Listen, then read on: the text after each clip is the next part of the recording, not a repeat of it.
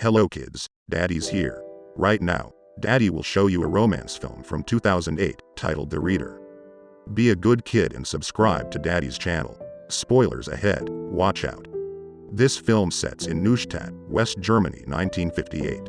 A teenage boy named Michael Berg is walking along the street in the middle of the rain. He feels sick while wandering the streets and begins to vomit. A woman approaches him, helps him, and she reappears with a bucket of water to flush his vomit. Her name is Hanna Schmitz as she begins to hug him and says, "It's okay." After a few days, Michael is going back to visit Hanna with a small bunch of flowers as his thanks. She asks him about his condition and a bit of conversation happens between them. As Michael goes out and the door is slightly open while Hanna takes off her clothes. He watches her, riveted, and she looks at him. In response, he panics and runs out of her flat.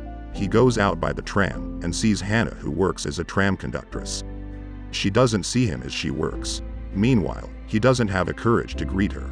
He quietly comes to her flat, and Hanna is suddenly standing behind him, carrying a box of coal and asking him to help her pick up more buckets down there. Afterward, he comes in with the 2 buckets of coal, his face and clothes filthy. And she prepares him a bath to clean up his body. She gives him a towel, but suddenly puts her body against his back, and he realizes she's naked as she begins to play with his wiener. He turns, faces her, and they kiss. After school, he always gets home early and straightly head to Hanna's flat. He becomes obsessed to have sex with her. It's like a new habit. It is such a strange for Michael. He has been there 3 times and she hasn't told him her name. Then, she tells him her name, him either. They're getting intimate. One day, she asks him about what language he has learned in school. And he shows his skill to read some of the different languages to her. She is impressed with him. He gives her a book, just in case she wants to read it. As Hanna replies that she'd rather listen to him, he becomes a reader for her. At night in the tram, Michael sits in the second carriage. He looks up in the conductress as Hanna. She turns around, looks at him, and turns away.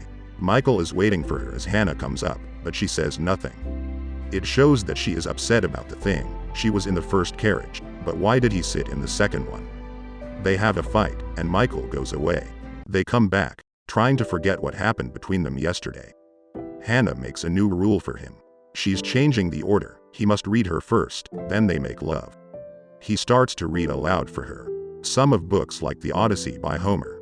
Sometimes later, he reads her a book until she's in tears. Michael is such a good reader for her. Another day, when Hanna is sewing while Michael is reading a comedy book for her. 2 of them turn into laughing. She paid what he's worth, and they spend much of their time together having sex in her flat. They plan for a short trip by riding a bicycle to the countryside. As they stop and get into a church where the kids are singing, Hanna cries and touched by their voices. One day, a new student comes. She looks pretty until all the boys in the class feel impressed with her. She sits beside Michael, and they begin to introduce themselves. Her name is Sophie, and Michael can't even take his eyes off her. The summertime comes. The students enjoy their time by swimming, so with Michael and Sophie too. But she feels disappointed at him, why he leaves too early. He heads up to Hanna's flat while she is sewing. He kisses her as he gets out a book and reads for her. As time goes by, Hanna learns that she was promoted to a clerical job at the tram company's office because of her performance. Like he always did, Michael comes to Hanna's flat. The door is open, and all the things inside are none. She suddenly leaves her flat, without telling him. It's such a painful. The story goes in 1966, where Michael is at Heidelberg University Law School. As life must go on, and so with him. He becomes a law student. As part of a special seminar, the students observe a trial of several former SS guards accused of letting 300 Jewish women perish in a burning church with his professor. It's shown, the judges are already in place. Michael and the others take places in and watch the trial. When the judge repeats the name of Hanna Schmitz, Michael looks up. He is rigid, blank, just staring. Michael is stunned to see that Hanna is one of the defendants. The students are now rattling around informally in the big lecture room with Professor Roll. They discuss the thing that they can learn from Hanna's case. He asks his students to join the next one. In the second trial, the key evidence in the trial is the testimony of Alana Mather, author of a memoir relating how she survived. In the book, she describes a selection process. At the end of the month's labor, every month, 60 inmates were selected. They were picked out to be sent from the satellite camp back to Auschwitz. And Hanna was a part of that process.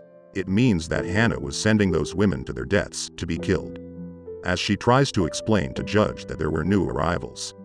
New women were arriving all the time, so of course, she had to move some of the old ones on. The witness is presented to identify all of them and point them out, including Hanna, who took part in that selection. She describes how Hanna had women from the camp read to her in the evenings. And Hanna usually often chooses the weak and sick women. She picked them out, but then she dispatched them to be killed. Meanwhile, Michael comes quietly into the back of the room as the trial goes on. He sits alone, in despair and frustrated about what he heard. As Michael back and the next witness is presented, that's Ilana Mather. The judge asks her to talk about the night in church. She explains that the guards took the best quarters in the priest's house. But they let them sleep in a church. There was a bombing raid in the middle of the night. Then they could see burning beams and crash to the floor. Everyone rushed to the doors. But the doors had been locked on the outside, so everyone died, except her. The next trial is ongoing. The judge asks Hanna why she didn't unlock the church's door. She replies that they were guards and their job was to guard the prisoners. They couldn't just let them escape. It means that she lets them die rather than risk letting them escape.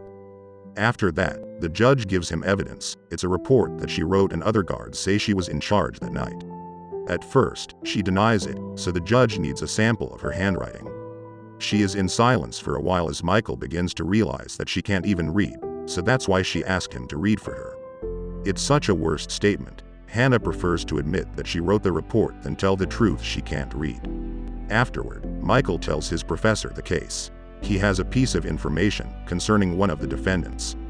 Something they're not admitting. Professor Roll answers that he's perfectly clear he has a moral obligation to disclose it to the court.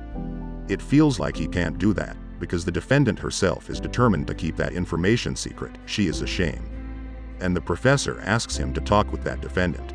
Michael goes to the prison where Hanna is there. He is led in the group towards the visiting room. As he walks towards the room, he changes his mind. He begins to turn back. The day finally comes, the announcement of the punishment that will be received by Hanna. Hanna Schmitz guilty of murder in 300 cases. In view of she owns admissions, so she is in a different category. The court sentences the accused her to imprisonment for life. And Michael in tears. The story goes on years later. A guard tells her that Hanna has a mail. She is surprised.